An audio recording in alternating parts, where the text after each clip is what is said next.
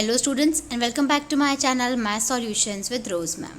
आज की जो हमारी मिशन गणित कक्षा 10वीं की कार्यपत्रक है उसका टॉपिक है प्रतिस्थापन विधि का अनुप्रयोग, यानी प्रॉब्लम सॉल्विंग जो है आज क्वेश्चन करेंगे सब्स्टिट्यूशन मेथड से। एंड डेट है इस वर्कशीट की 29 सितंबर 2022।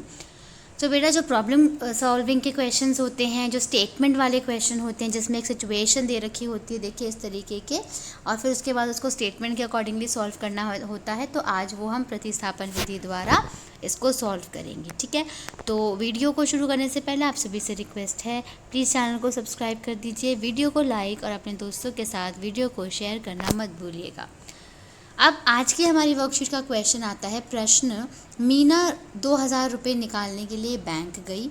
उसने खजांची होता है कैशियर से 50 रुपये तथा 100 रुपये के नोट देने के लिए कहा। मीना ने कुल 25 नोट प्राप्त किए। ज्ञात कीजिए कि उसने 50 और 100 के कितने कितने नोट प्राप्त किए, ये आपको निकालना है।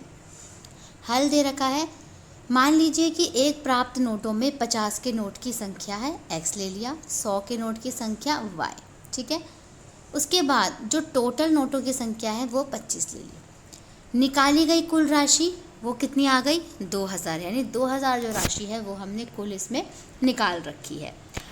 अब 50 रुपये के नोटों की संख्या नहीं पता, x ले लिया, 100 के नोटों की संख्या नहीं पता, y ले लिया, टोटल हो गया 25। तो प्रश्न के अनुसार जो समीकरण बनेगा वो बनेगा x + y = 25।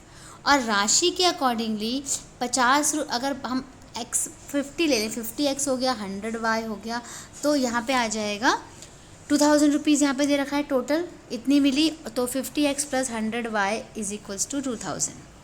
हमारे पास दो रैखिक समीकरण है, पहला ये हो गया समीकरण और दूसरा ये जो हमने यहाँ से बनाया था ना, ये दोनों समीकरण फर्स्ट और सेकंड हो गए।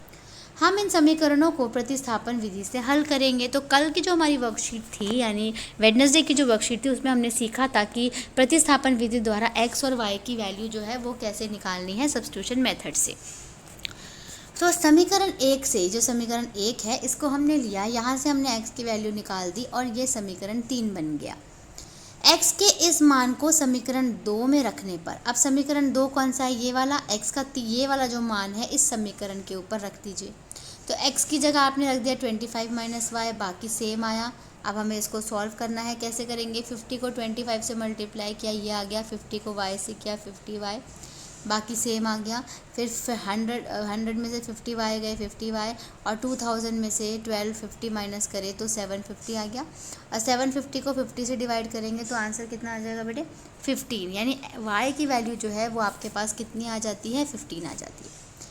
प्राप्त y के मान को समीकरण 3 में रखने पर, तीसरा x क्या हो गया आपका? 25 - 15 = 10, यानी इस वाले में रखना था तो y की जगह आपने क्या रखा है यहाँ पे? 15, और दोनों को माइनस कर दिया, कितना आ गया? 10। अब 50 के नोट की संख्या 10 और 100 के नोट की संख्या, 50 के नोट की संख्या और 10 निकल गई और 100 के नोट की संख्या 15। अब इसके बाद आते हैं हम इस क्वेश्चन पे, जो हमें यहाँ पे प्रश्न दिया हुआ है। 2 पेंसिल तथा 3 रबड़ का मूल्य 9 रुपये है और 4 पेंसिल तथा 6 रबड़ का मूल्य 18 है।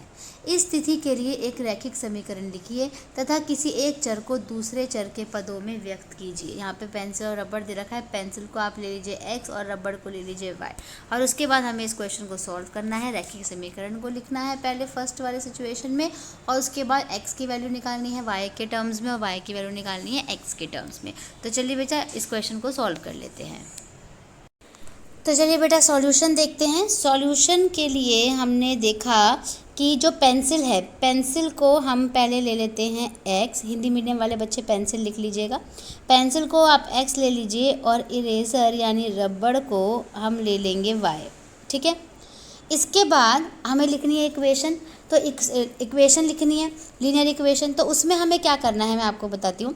2 पेंसिल और 3 इरेज़र जो थी उसका टोटल था 9, तो ये हो गई आपकी इक्वेशन नंबर 1।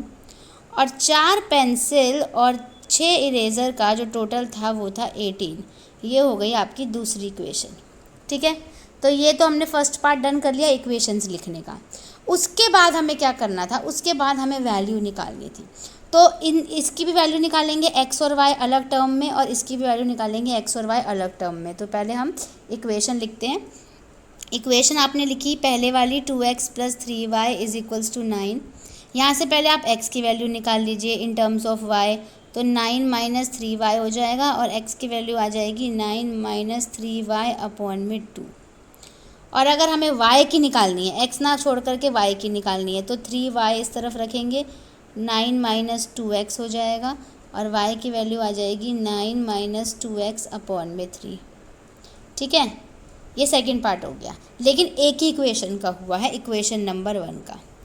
अब आते हैं इक्वेशन नंबर 2 में। इक्वेशन नंबर 2 जो हमने लिखी थी वो थी हमारी 4x + 6y = 18। x की वैल्यू निकाल लीजिए यहाँ से, तो 18 - 6y हो जाएगा, और x = 18 - 6y/4। ऐसे ही यहाँ पर अब 6y की वैल्यू, 6y को इस तरफ रखिए, तो 18 - 4x हो जाएगा, और y की वैल्यू आ जाएगी 18 - 4x/6।